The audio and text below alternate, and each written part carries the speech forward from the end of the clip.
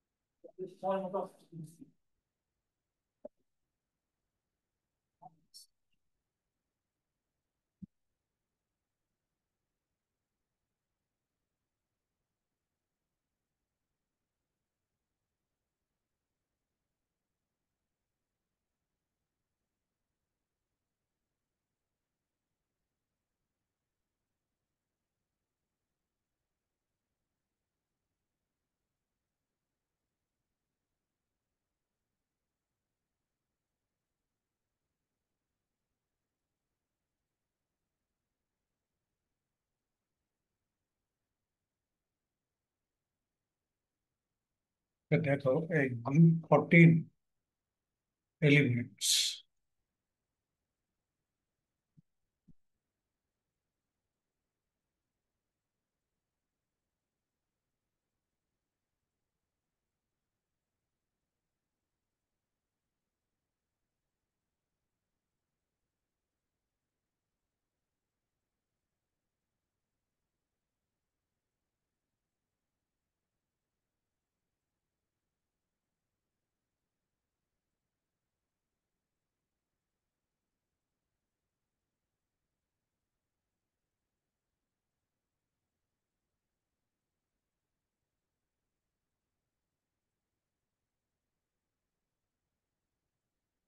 Group 14 element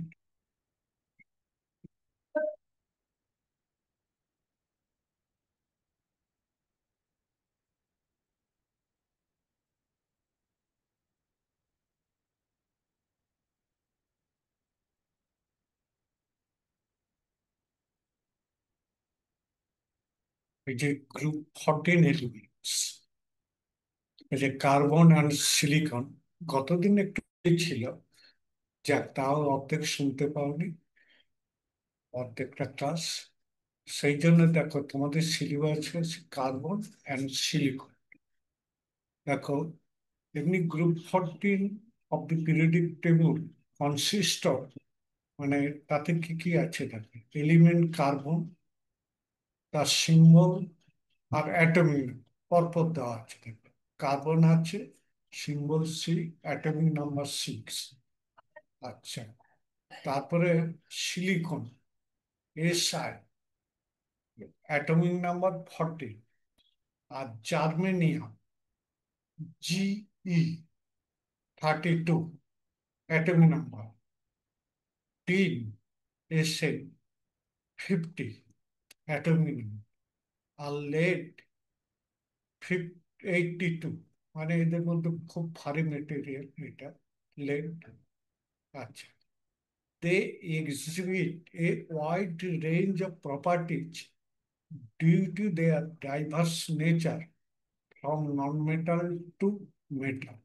দেখো, এই যে ডাইভার্সনেস আছে, মানে বিশাল প্রপার্টির বিস্তৃতি দেখো। নন মেটাল উপরের দিকে, নন মেটাল থেকে তুমি যত নামছো মেটালে যাচ্ছে। এই জন্য ডাইভার্স, মানে বিস্তৃত প্রপার্টি এদের আছে, প্রচুর, অনেক। নেক্সট হচ্ছে দেখো গ্রুপ 14 এলিমেন্ট, ওটাই।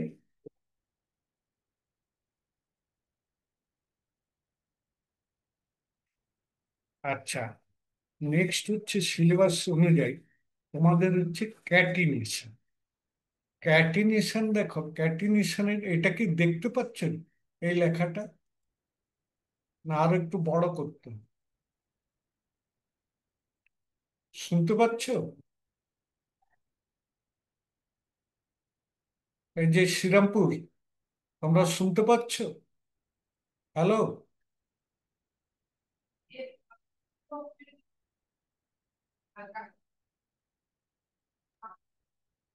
হ্যাঁ স্যার, শোনা যাচ্ছে। ও আচ্ছা, এইটা একটু বললেই হলো, কতদিন তো শোনার একটা প্রবলেম হয়েছিল।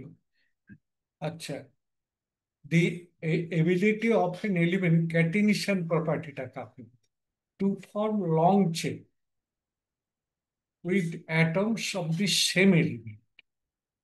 দেখো, কোনো অ্যাটম একই এলিমেন্টে যখন পরপর অ্যাটম গুলো যুক্ত হয়, তাদের মধ্যে অ্যাটম গুলো কোভ্যালেন্ট বন্ডের সাথে যুক্ত হওয়ার প্রবণতাটাকেই বলা হচ্ছে যে ক্যাটিনেশন প্রপার্টি। ক্যাটিনেশন, ক্যাটিনেশনের বাংলা করতে গিয়ে, আচ্ছা, এটা সিলিকনের মধ্যে খুব সামান্য আছে, তারপর আর নেই বলতে, আর নেই। দেখো, এই যে কার্বনের এই ক্যাটিনেশন প্রপার্টি এত বেশি, যার জন্য বিভিন্ন অর্গানিক কম্পাউন্ড তৈরি করতে পারে, chain compound, ring compound, hetero compound, বিভিন্ন টাইপের কম্পাউন্ড ওরা তৈরি করতে পারে। আচ্ছা, কার্বন, দেখো, সোজ ম্যাক্সিমাম ক্যাটিনেশন ডিউ টু কার্বনের, দেখো, এই যে কার্বন কার্বন বন্ডটা হচ্ছে খুব বন্ড এনার্জি খুব strong, carbon carbon bond energy strong, strong carbon carbon bond energy, মানে দেখো অ্যাবাউট 348 কিলোজুল পার মোল। এছাড়া কার্বনের দেখো টেট্রা ভ্যালেন্সি আছে, চারটা বোন, কেন আউটার মোস্ট শেলে ছটা, তো তার তার ইলেকট্রনিক কনফিগারেশন নিশ্চয়ই তোমরা জানো, 1s2, 2s2, 2p2। তাহলে যখন রিয়েকশনের সময় ওই কার্বন হাইব্রিডাইজড হয়, অর্থাৎ একটা A2s electron jumping two 2p electron, পিতে কেন তিনটা, মানে সেম এনার্জি, পি অরবিটাল আছে,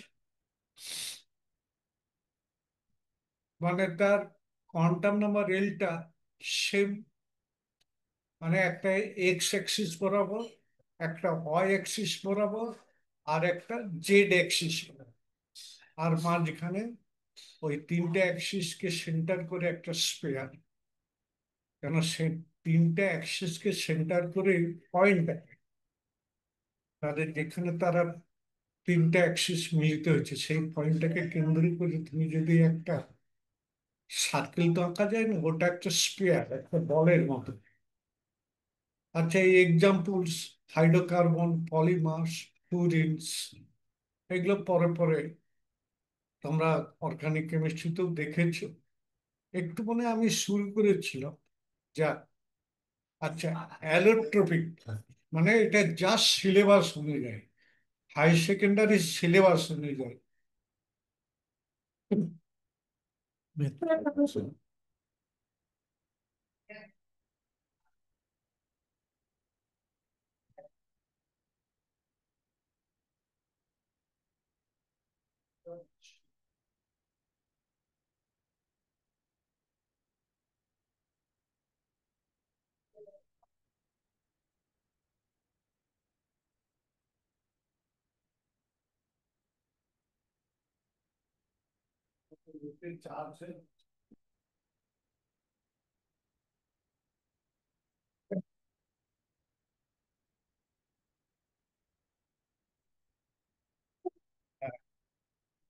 তাহলে এই যে অ্যালোট্রপ, মানে বিভিন্ন ফর্মে, বিভিন্ন যে অবস্থায় থাকে, সেইগুলোকে অ্যালোট্রপ বলা হয়। আর তার অ্যালোট্রপিক ফর্মস অফ কার্বন, দেখো, ডায়মন্ড টাইপটা ক্রিস্টালাইন, মানে কেলাস আকার, স্ট্রাকচার হচ্ছে 3 ডাইমেনশনাল টেট্রাহেড, মানে each carbon bond to each carbon bonded to four মানে একটা কার্বন আর এক চারটা কার্বনের সঙ্গে যুক্ত পায় প্রত্যেক।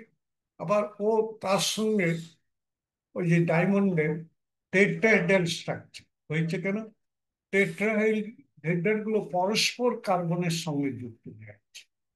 এই জন্য এটাকে বলছে হার্ডেস্ট নোন মেটেরিয়াল, মানে হার্ডেস্ট নোন ন্যাচারাল মেটেরিয়ালটা লিখে রাখলে ভালো। Hardest known natural material. আর ইনসুলেটর, মানে কারেন্ট প্রভাবিত হয় না দ্বারা। আর এটার ব্যবহার হচ্ছে ইউজড ইন কাটিং টুলস, কোনো লোহা বা ইস্পাত এইসব কাটার জন্য এটা, বা কাঁচ, এগুলো কাটার জন্য ওই ডায়মন্ডস ছোট্ট করে অত্যন্ত এই টুকরো ব্যবহার করা হয়। তবে এখন ডায়মন্ডের পরিবর্তে অনেক জিনিস বেরিয়েছে, তো ডায়মন্ডের যা দাম, তাতে ওই কাটিং এ, গ্লাস কাটিং এ বসাবে, তার জন্য উন্নতি হচ্ছে। আচ্ছা, নেক্সট হচ্ছে গ্রাফাইট। গ্রাফাইট হচ্ছে ক্রিস্টালাইন। আচ্ছা, এই স্ট্রাকচারটা ওই যে লেয়ার অফ হেক্সাগন, মানে তুমি একটা ষড়ভুজ, প্ল্যানার ষড়ভুজ, মানে তোমরা সাইক্লোহেক্সেনকে প্ল্যানার করি এইরকম, সেই লেয়ার গুলো পরপর একটা উইক পাইপ বা একটা উইক ফোর্সের সাথে তারা পরস্পর যুক্ত। কেন? যেহেতু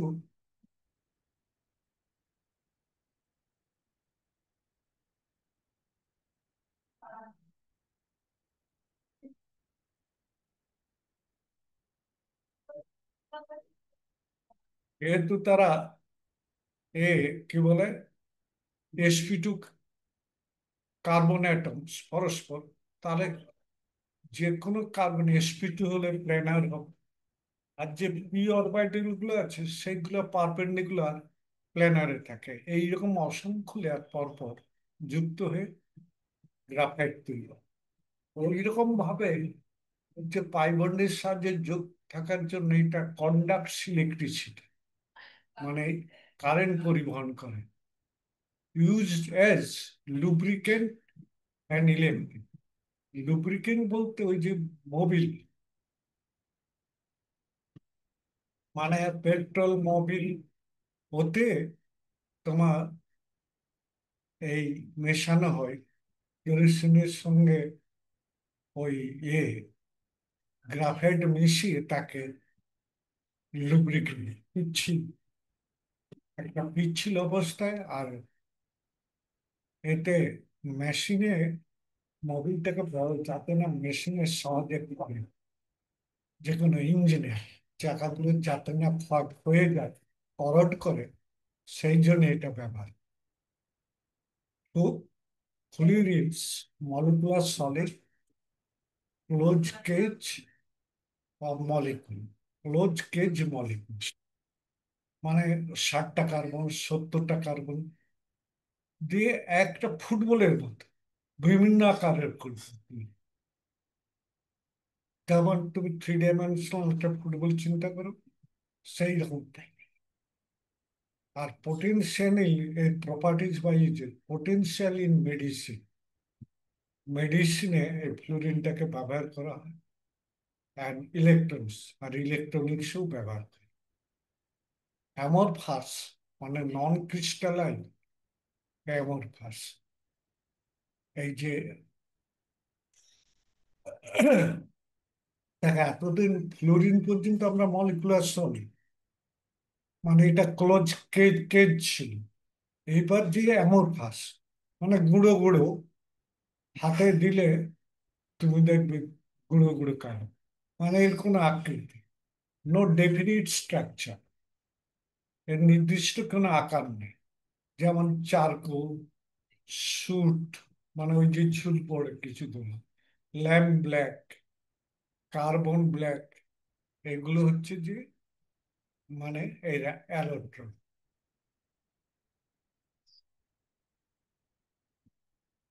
আচ্ছা, এবার হচ্ছে ন্যানো কার্বন অ্যান্ড গ্রাফিন।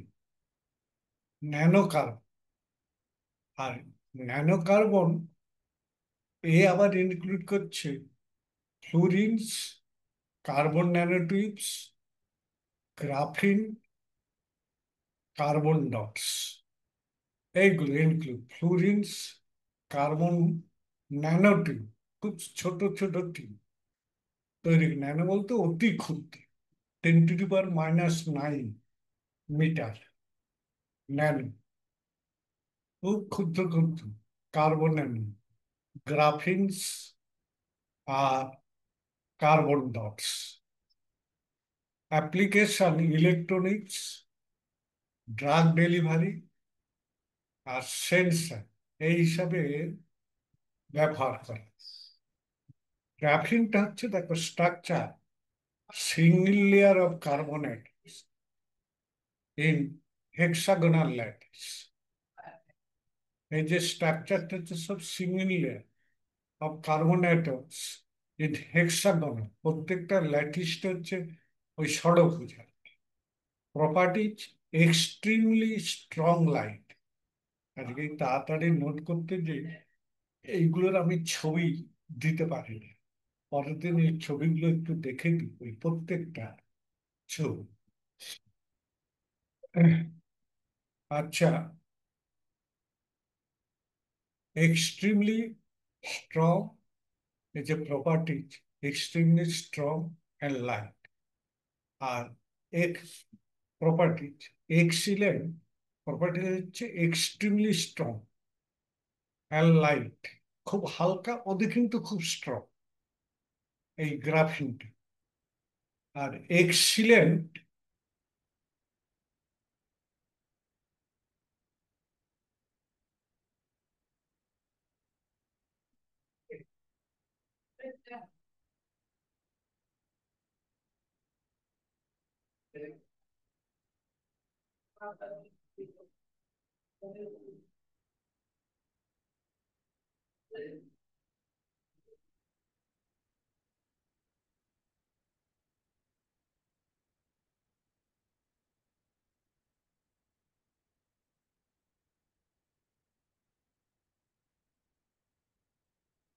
আমারও, চশমাটি কি ওখানে আছে?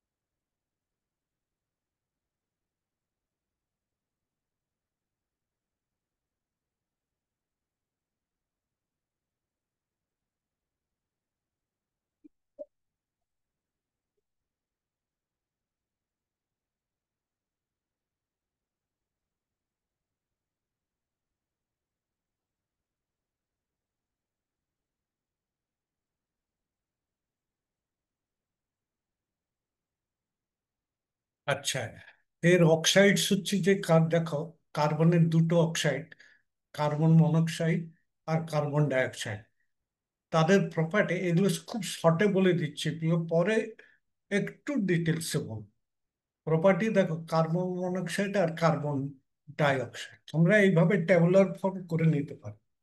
ফর্মুলা দিস, আর সিও কার্বন মনোক্সাইড আর সিও স্ট্রাকচার হচ্ছে ট্রিপল বন্ডেড লিনিয়ার, আর carbon dioxide double bonds linear. মানে আজকে সত্যি কথা বলতে তাড়াতাড়ি নোট করতে যে ছবিগুলো আমি দিতে পারি কোনোটা। নেচারটা হচ্ছে যে কার্বন মনোক্সাইড হচ্ছে নিউট্রাল গ্যাস, আর কার্বন ডাই অক্সাইড হচ্ছে acidic oxide. Formation, incomplete combustion of carbon. কার্বনের যদি ইনকমপ্লিট কম্বাশন অর্থাৎ অসম্পূর্ণ দহন হয়, তখন সেই ক্ষেত্রে তোমার কার্বন মনোক্সাইড। আর কমপ্লিট কম্বাশন হলে, কমপ্লিট কনভার্সন হলে, কমপ্লিট কম্বাশন হলে তোমার এই, আচ্ছা এটা কি দেখা যাচ্ছে তোমাদের?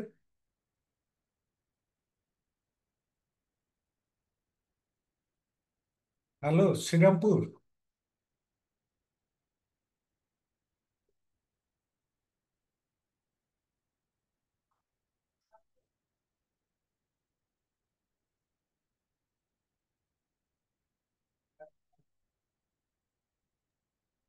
হ্যাঁ স্যার, বলুন।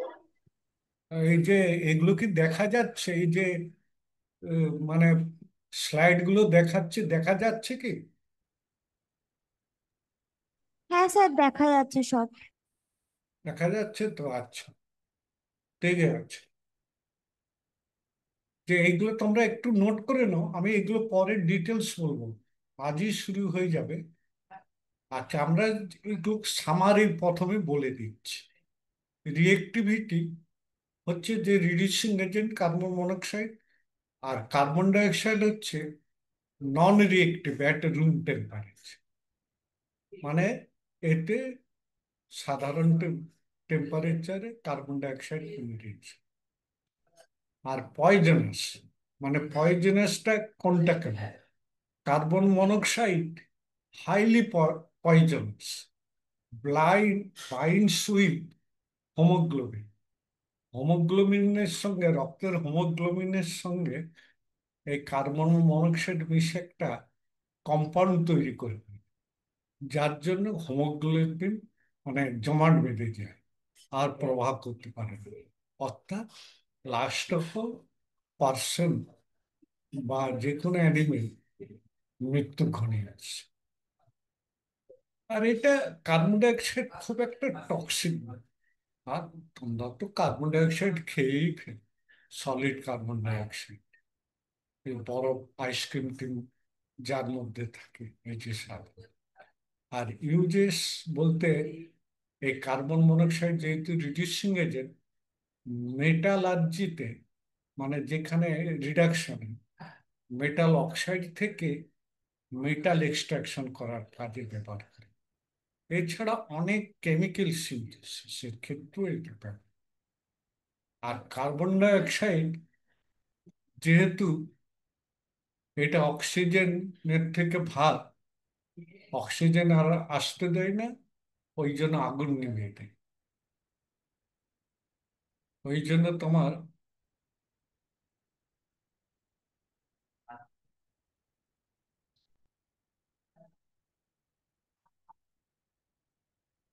আর পিজি ড্রিঙ্কস মানে ঠান্ডা ড্রিঙ্কস, প্ল্যান্টস, এসব।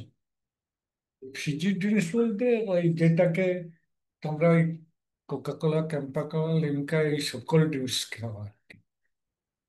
তাছাড়া ইন্ডাস্ট্রিতে বিভিন্ন প্ল্যান্টসে বিভিন্ন পারপাসে ব্যবহার। প্রথমে তো ফায়ার এক্সটিংগুইশার হিসাবে তো ব্যবহার হয়। নেক্সট হচ্ছে দেখো, সিলিকন টেট্রাক্লোরেট। আমি তো বলছি আজকে যা সামার এগুলো বলে দিচ্ছে, পরের দিন খুব ডিটেলস আলোচনা করব। তবে সিলিকন এই যে বলা আছে, সিলিকন টেট্রাক্লোরাইড, দেখো সিলিকনের ডিসক্রিমিনেশন, সিলিকন টেট্রালাইট যেসব কম্পাউন্ড গুলো আছে, SiCl4 টেট্রাভ্যালেন্সি বলে, SiCl, এখানে স্ট্রাকচার হচ্ছে ওই কার্বনের মতোই টেট্রাভ্যালেন্ট, মানে sp2 হাইব্রিডাইজ। মানে সিলিকন মাঝে টেট্রাহেড্রাল, আর যে চারটা বন্ড টেট্রাহেড্রালের চারটা কোণের দিকে বিন্যস্ত বা বিস্তৃত, তার প্রত্যেকটি, সেই বন্ডের সাহায্যে প্রত্যেকটি একটা করে ক্লোরিন যোগ আছে প্রত্যেকটির সঙ্গে। তাহলে চারটার সঙ্গে চারটে ক্লোরিন। দেখো প্রিপারেশন করা হয় ফ্রম সিলিকন, প্লাস ক্লোরাইড, এদের মধ্যে রিয়েকশন করে সিলিকন আর ক্লোরিন, দু মলিকুল ক্লোরিন, এক মলিকুল সিলিকনের সঙ্গে দু মলিকুল ক্লোরিন রিয়েকশন করলে তোমার এই সিলিকন টেট্রাক্লোরাইড হয়।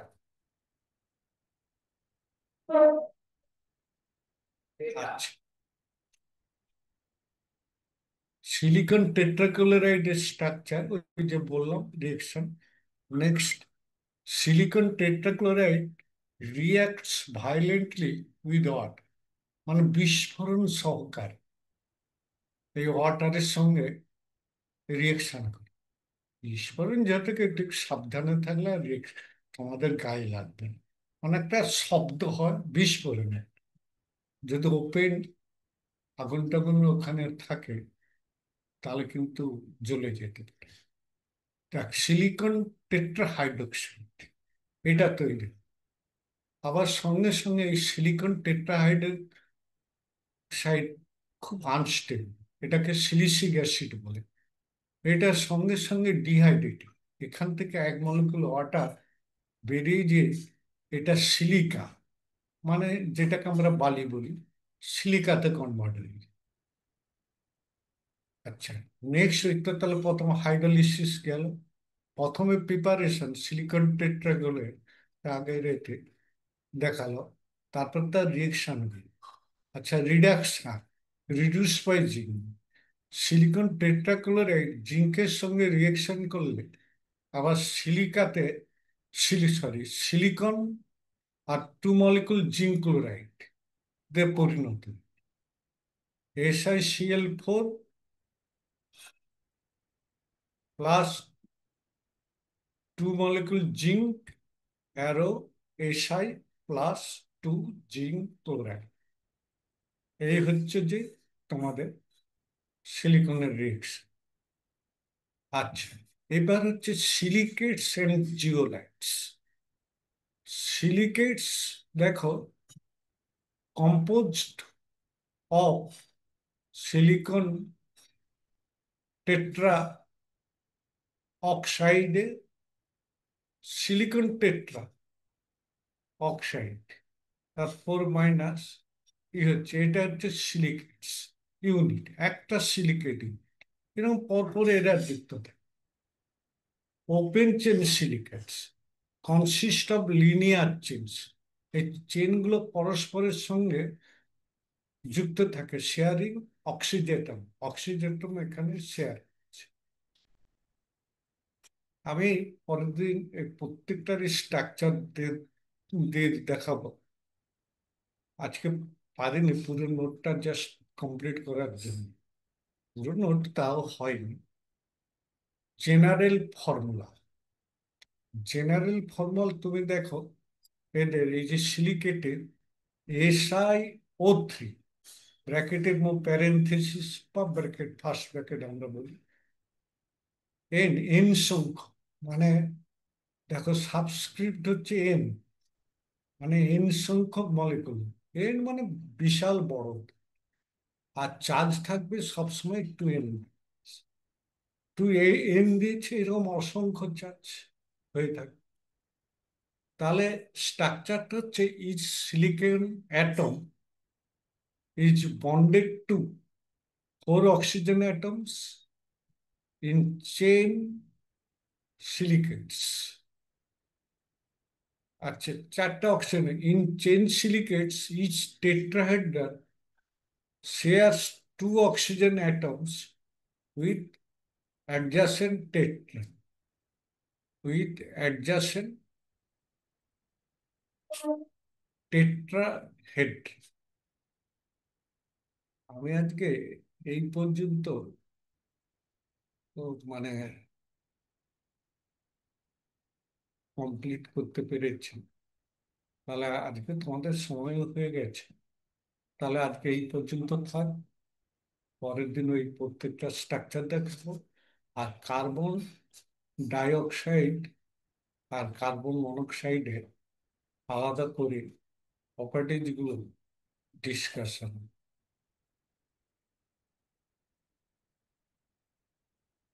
এই যে কার্বন মনোক্সাইডের physical and chemical properties of carbon monoxide, এইটা আগামী ক্লাসে পড়াবে। আগামী ক্লাস বলতে তোমাদের ওটা হচ্ছে আজকে 5, 5, 7, 5, 12 তারিখ।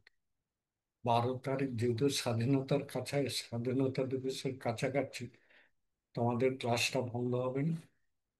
ওই দিনই এইগুলোকে আলোচনা করবো, তার আগে ওই স্ট্রাকচার গুলো সব দেখিয়ে দেবো। ঠিক আছে, এখানেই থাক।